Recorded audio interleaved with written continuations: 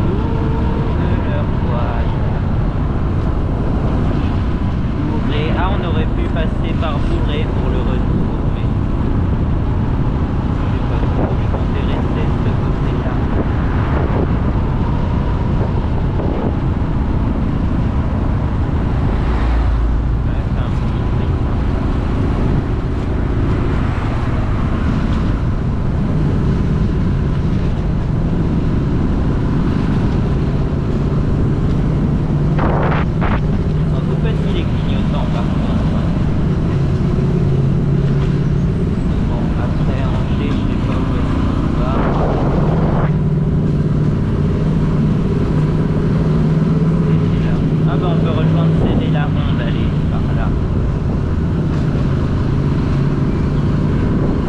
Et après on vient par la route de Cédé à Saint-Jean.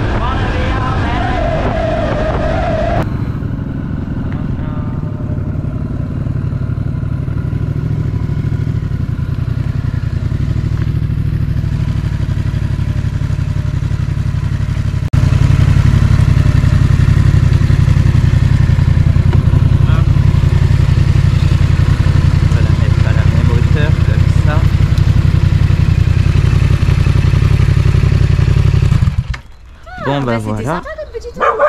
C'était sympa. Ouais, c'était joli.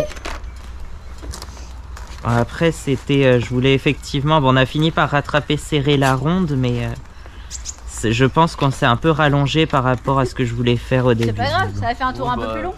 Ouais. On est parti combien de temps du coup? Je sais pas, bah là il est 17h42 déjà, donc J'ai pas fait gaffe à quelle heure on était là. Une heure peut-être. je sais pas, peut-être une heure. Salut, aujourd'hui on est le soir du 8 mars, le soir du samedi 8 mars, il est 21h33. 21h33. Bon, ça n'a pas d'importance puisque vous ne regarderez pas cette vidéo à cette date et à cette heure-là précise, mais bon. Je pars, on a conclu que je partais demain matin parce que demain c'est dimanche 9 et dimanche 9 il va pas faire très beau, ils annoncent de la flotte dans l'après-midi. Le matin ça va à peu près mais c'est couvert donc il faut que je parte le matin pas trop tard. Donc là il faut que je range mes affaires, je suis pas du tout prêt mais je vais essayer de ranger et que tout soit prêt pour demain matin. Demain je partirai quand je serai prêt, hein, après le petit déj, donc je pense vers 9h, quelque chose comme ça. Et là il est 9h du soir, justement 21h, donc je pars dans 12 heures du coup. Je vous ferai un compte rendu, un petit bilan de ce voyage, parce que je pense que ça m'a beaucoup apporté et que ça m'a fait pas mal de bien dans l'ensemble. Mais le problème, c'est que à chaque fois, je vais avoir de plus en plus envie de partir, de plus en plus envie de voyager. C'est pour ça que j'avais envisagé, là, ça fait maintenant quelques semaines, peut-être quelques mois que j'y pense, de voyager en van, oui, de me lancer dans la van life, hein, comme on dit maintenant. Oui, avec un petit camion dans lequel je pourrais rentrer la moto. Ouais. En fait, les deux principaux trucs que je voulais mettre dedans, c'était un lit et une moto. Et la moto qui rentre dedans, quoi. Vraiment dans le véhicule. Par la porte de derrière, hein, parce que souvent, vous voyez comment c'est fait. T'as une porte coulissante sur le côté et une double porte à l'arrière. Le plus souvent, c'est ça. Les fourgons utilitaires, c'est souvent ça. Qui sont ensuite aménagés comme camping-car. Et ben, ils gardent la porte latérale et la double porte de derrière. Et donc la moto, on la ferait rentrer par la double porte de derrière avec une rampe, hein, tout simplement. On va pas chercher très très loin. Donc voilà. C'est une idée. Je vais faire une vidéo spéciale dédiée à ça, parce que ça mérite une vidéo entière. Et puis demain, alors soit quand je serai rentré, soit quelque temps après, je sais pas. Je vais faire un compte rendu de mon voyage. Il va y avoir ensuite la vidéo complète, alors forcément ça sera un peu plus abrégé, un peu plus, voilà, un peu résumé. Mais normalement il y aura toutes les images de ce que j'ai fait. La vidéo sortira le samedi 5 avril, je pense, si j'arrive à tenir les délais, elle sortira le samedi 5 avril. Donc oui, ça fait un mois de délai quand même, mais écoutez, les vidéos sur... les Cévennes, par exemple, elle a attendu 4 ans avant de sortir. La Corse en 2021, elle a attendu 3 ans avant de sortir. Donc c'est rien, un mois de délai pour ce nouveau carnet de voyage. Ouais, c'est ça, les Cévennes, c'était en août 2019 que j'avais fait ce séjour dans les Cévennes. Et je l'ai sorti en août 2023, à peu près à la même époque, fin août. Donc ça faisait presque jour pour jour 4 ans. Donc tu vois. Et j'avais 15 ans à l'époque. Enfin, à l'époque, en 2019, j'avais 15 ans. En 2023, j'avais 19 ans. Donc voilà. Aujourd'hui, j'approche de mes 21. Je vais avoir 21 ans très prochainement, je sais pas si je vais vous le dire, le 23 mars, mais de toute façon, ça se sait, tout finit par se savoir. Donc, les célébrités, on connaît tous leur anniversaire, leur vrai nom, leur date de naissance. Moi, je sais pas si je vous ai déjà dévoilé mon vrai nom, mais... je sais pas pourquoi je suis encore un peu réticent. C'est que j'assume pas trop des fois. Je sais pas pourquoi j'assume pas mon vrai nom. C'est bête, hein, je devrais pas, hein, mais... Bon.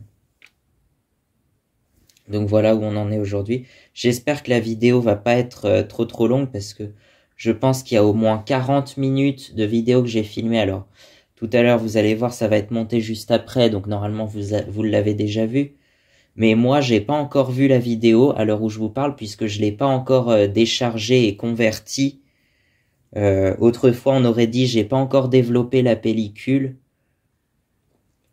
Donc, je sais pas trop ce que j'ai filmé, mais je suis parti avec des motards de la famille, hein, avec ma cousine et surtout le mari de ma cousine.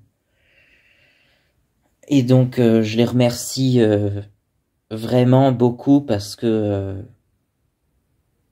je pense qu'ils l'ont fait pour moi et ils sont venus exprès avec la moto pour ça. La fameuse, une moto que vous connaissez tous, hein, la Yamaha MT-07, ça je pense que vous connaissez tous. Perso, c'est pas ma moto préférée, mais ça reste toujours sympa quand même. Donc voilà. On a fait une petite balade de, je dirais, 40 km, je sais pas combien exactement, mais je pense qu'on a refait environ 40 km. On est passé par Saint-Georges-sur-Cher, Angers, alors ça s'écrit Angers avec un E accent aigu à la fin. C'est un petit village pas très loin. Orbigny, on s'est un peu perdu d'ailleurs entre Angers et Orbigny. Orbigny, c'est en Indre-et-Loire par contre. Céré-la-Ronde, c'est aussi en Indre-et-Loire. Et après, on revient sur Saint-Georges dans le Loir-et-Cher, en fait. Donc oui, on a fait 2 départements différents dans cette balade. Mais bon, moi, j'ai failli faire 3 départements différents, hein, parce que je me suis cantonné à l'Indre-et-Loire et au Loir-et-Cher, mais on n'est pas loin de l'Indre aussi, à Châteauvieux. Châteauvieux, c'est le tripoint entre l'Indre, l'Indre-et-Loire et le Loir-et-Cher. Le village se trouve dans le Loir-et-Cher, mais je suis pas passé par l'Indre en fait. Il y a une route, la départementale 675, c'est une ancienne route nationale même. Et ben la départementale 675, elle part de Contre même, je crois, elle passe par Saint-Aignan, elle passe devant le zoo de Beauval d'ailleurs, hein. C'est la route du zoo de Beauval, mais j'ai pas voulu y passer parce que je pensais qu'il y aurait peut-être un peu de monde ou je sais pas, et puis voilà. Mais c'est la route du zoo de Beauval, et ben à un moment, cette route, elle passe par le tripoint exact entre l'Indre-et-Loire, le Loir-et-Cher et l'Indre. Ouais, vous regarderez sur une carte, c'est flagrant que la route, elle passe quasiment au millimètre près au tripoint des 3 départements, mais elle ne touche l'Indre que par un point passant directement du Loir-et-Cher à l'Indre-et-Loire, entre Saint-Aignan et Nouan-les-Fontaines. Alors elle s'appelle tantôt départementale 675 côté Loir-et-Cher, côté Indre-et-Loire ça devient je crois la départementale 775, et du côté Indre ça devient la départementale 975, mais grosso modo c'est historiquement la nationale 675, qui va de... il me semble qu'elle part de Contre, donc dans le Loir-et-Cher, et elle va jusqu'à, je crois que c'est Brantôme en Périgord, dans la Dordogne. Elle passe par Bellac, je crois qu'elle passe par Bellac dans la Haute-Vienne, mais je sais plus toutes les villes qu'elle traverse. Elle traverse Châtillon-sur-Indre aussi, dans l'Indre. Donc voilà, je remercie beaucoup toute ma famille pour ce séjour, parce que c'était pas gagné d'avoir mes cousins disponibles, parce que je voulais justement passer la semaine avec mes cousins, et forcément tout le monde travaille maintenant, donc notamment je sais pas si je peux dire son nom, mais déjà non, on va déjà commencer par lui, mon cousin le plus direct, il a qu'1 an de plus que moi, donc on était souvent ensemble en vacances. Quand on partait chez ma grand-mère, chez mes grands-parents, on était souvent ensemble.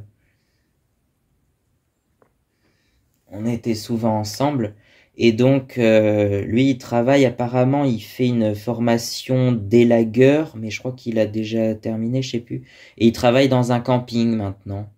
Je sais plus ce qu'il fait, peut-être de l'entretien paysager, ce que je devais faire avec ma formation, moi d'ailleurs, en aménagement paysager. Mais il travaille dans un camping, donc voilà, dans le Loir-et-Cher, je crois que c'est à Onzain ou du côté de Onzain, mais qui a été renommé Vezin-sur-Loire. Du côté de ma cousine, alors ma cousine, elle est comptable, je crois. Je sais pas du tout où elle travaille par contre. Ça, je l'ai jamais demandé. Mais elle est comptable et son mari, lui, il est pompier et je crois qu'il est pompier à Paris même des fois. Donc il revient pas souvent à la maison et par chance, il était revenu pour moi, je pense. Enfin, peut-être pas spécialement pour moi, mais il avait un créneau de libre, je pense, ce week-end et voilà, je le remercie beaucoup pour ça. Et pour avoir sorti la moto parce que je sais maintenant qu'elle roule très peu, donc voilà. On a fait une petite balade, mais je pense que sur la GoPro, on doit pas la voir, la moto, parce que ils étaient derrière moi, tout simplement. Donc moi, j'étais devant, c'est moi qui filmais, mais j'étais devant. Donc on voit que mon point de vue, et on voit pas la moto de mes cousins. Par contre, je la voyais dans le rétroviseur, mais la caméra, elle voyait pas le rétroviseur. Je pense qu'elle filmait pas le rétroviseur, mais moi, je la voyais très bien dans le rétroviseur, la moto, donc... Puis à un moment, il y a eu même plusieurs motards qui nous ont suivis. On en a croisé plein. Et puis même dans la semaine, comme il faisait très beau, il y a eu plein de motos qui sont sorties. Donc voilà. Je trouve ça formidable. Donc voilà, j'espère que ça vous a plu. J'espère que ça aura pas été trop long. Mais je remercie beaucoup mes cousins et mes grands-parents pour ça et toute la famille. Toute la famille de ce côté-là, c'est la famille de mon père, en fait. La famille de mon père qui est du Loir-et-Cher.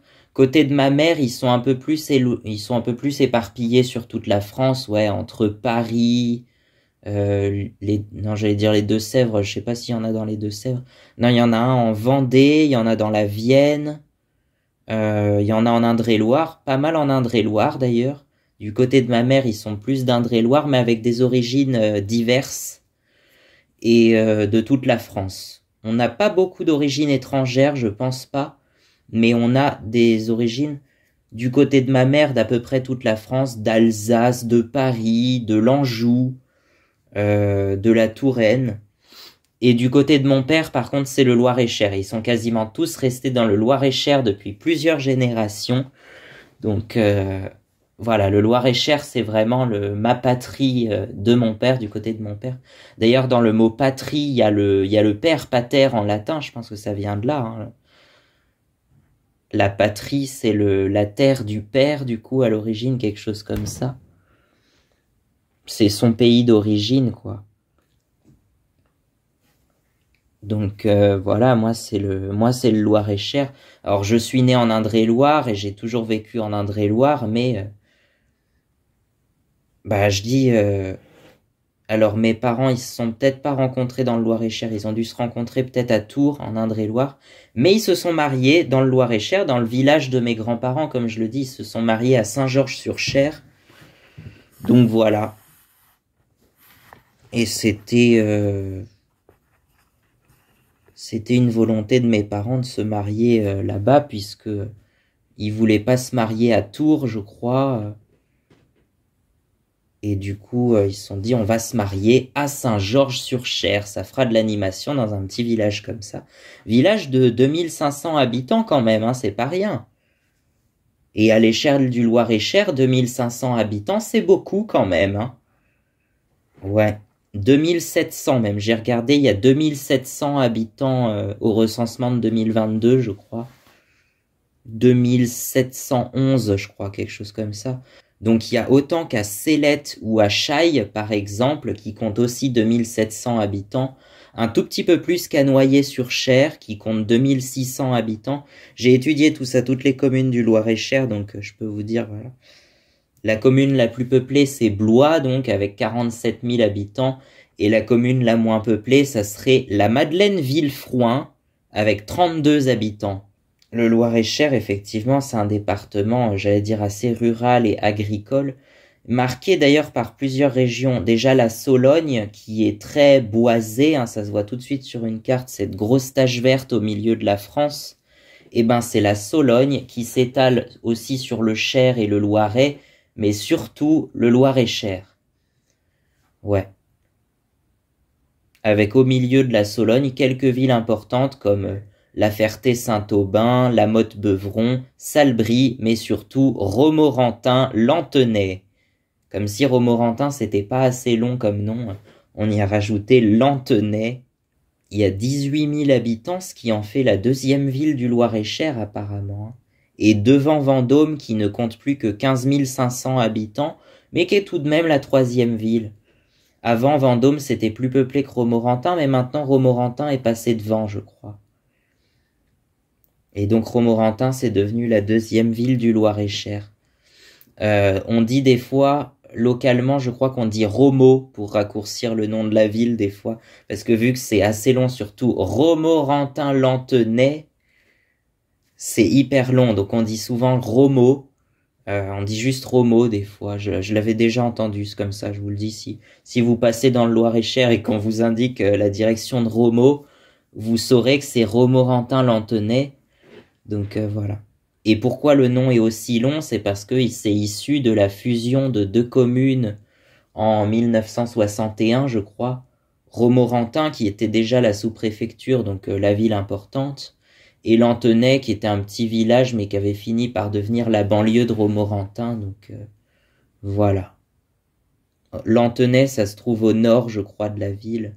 Mais c'est pas, je pense pas que ça soit le nom le plus long du Loir-et-Cher.